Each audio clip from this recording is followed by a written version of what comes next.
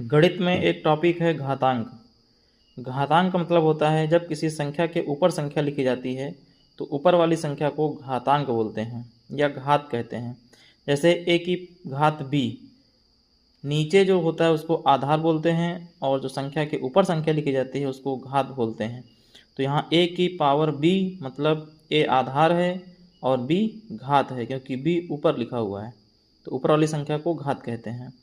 तो इससे रिलेटेड कुछ सूत्र हैं, जैसे a की घात m गुणे a की घात n, तो ये बराबर होता है a की घात m प्लस n।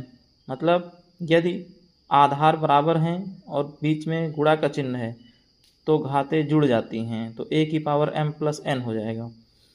दूसरा है a की पावर m भागे a की पावर n, मतलब a की पावर m और भाग देना है a की पावर n से।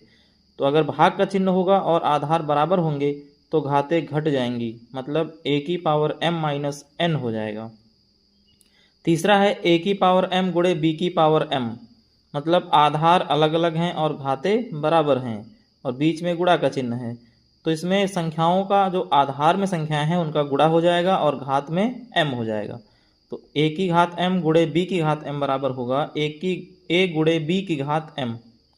इसी तरह a की घात m भागे b की घात m, आधार अलग अलग हैं और घात सेम है, चिन्ह भाग का है, तो a की घात a भागे b पूरे की घात m हो जाएगा। और अगला सूत्र है a की घात m की घात n, मतलब a की घात m फिर पूरे की घात n। अगर घात के ऊपर घात हो तो घातों का गुणा हो जाएगा, मतलब a की पावर m गुणे n हो जाएगा। फिर अगला है a की घात माइनस m, a की घात माइनस m बराबर होता है 1/a की घात m।